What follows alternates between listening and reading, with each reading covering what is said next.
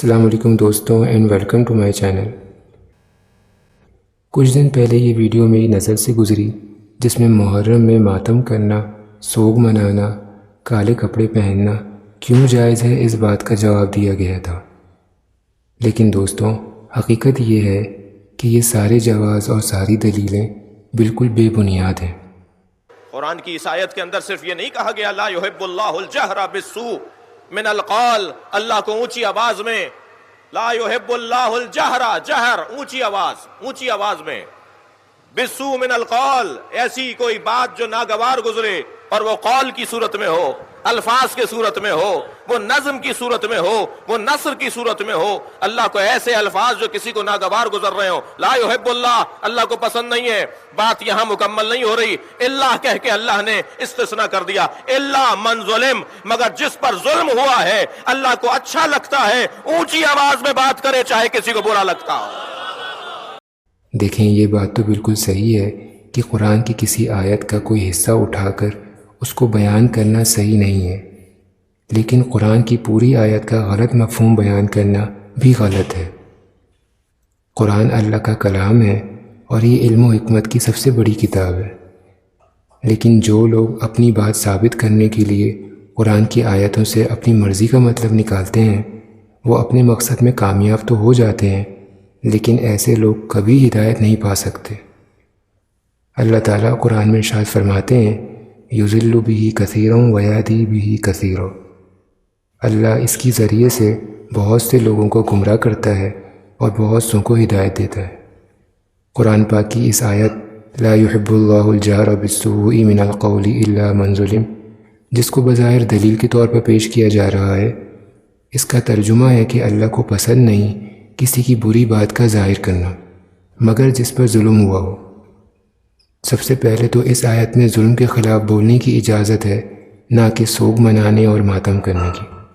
پھر یہ اجازت بھی صرف اور صرف اس کو ہے جس کے ساتھ ظلم ہوا ہے، اور یہی بات ہمیں تفسیر کی کتابوں میں بھی ملتی ہے۔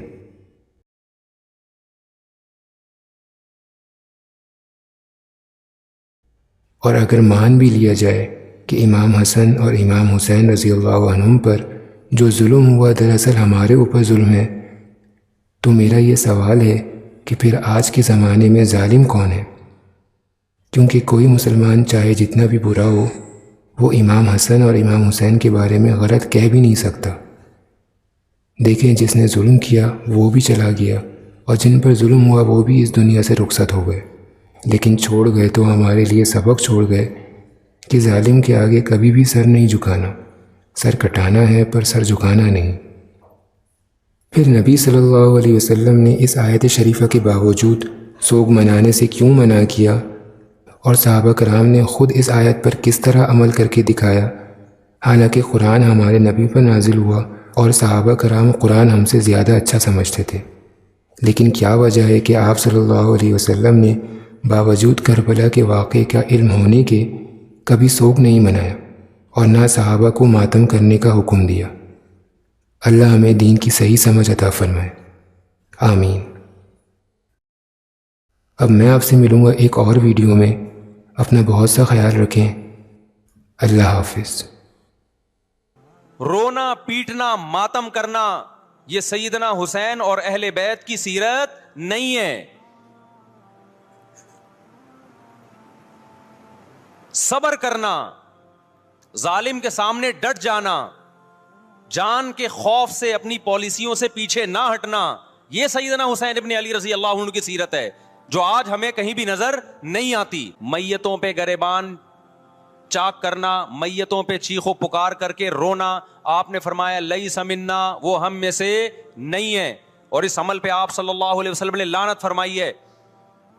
لوگ کہتے ہیں حسین کی یاد میں رونا نبی کی سنت ہے۔ نبی صلی اللہ علیہ وسلم کو جب جبریل نے بتایا کہ حسین شہید ہوں گے آپ روئے، اس لیے کہ اس وقت آپ کو یہ خبر ملی تھی، لیکن کیا ہر محرم میں آپ نے رونے کا پروگرام کیا ہے یا صحابہ کو بیٹھ کے باقاعدہ رلایا ہے آپ نے؟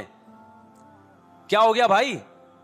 آپ کو بھی جب کربلا کا واقعہ کی خبر ملی آپ کی آنکھوں میں آنسو آ جائے، یہ نیچرل ہے، یہ حسین سے محبت کی علامت، لیکن ہر محرم میں باقاعدہ بٹھا کے رونے کا پروگرام کرنا یہ حسین سے محبت کی علامت نہیں ہے، بلکہ شریعت میں ناجائز ہے یہ غموں کو بڑھانا۔ قرآن کیا کہتا ہے ایسے مواقع کے بارے میں، تلک امۃ قد خلت لہا ما کسبت ولکم ما کسبتم. قرآن جب بھی پرانی امتوں کے واقعات بتاتا ہے، قرآن کہتا ہے یہ ایک قوم تھی جو گزر گئی، انہوں نے جو کیا اس کا بدلہ ان کو ملے گا، تم جو کرو گے اس کا بدلہ تمہیں ملے گا.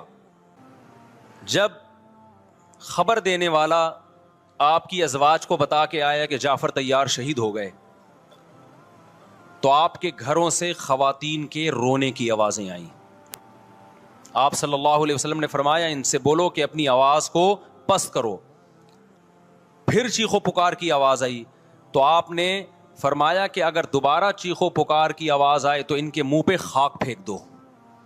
وہ شہید کی بیوہ تھیں، اور شہید بھی کتنے مقدس، ان کو بھی نبی صلی اللہ علیہ وسلم نے نوحہ کرنے کی اجازت نہیں دی. اس دن جس دن غم پہنچا ہے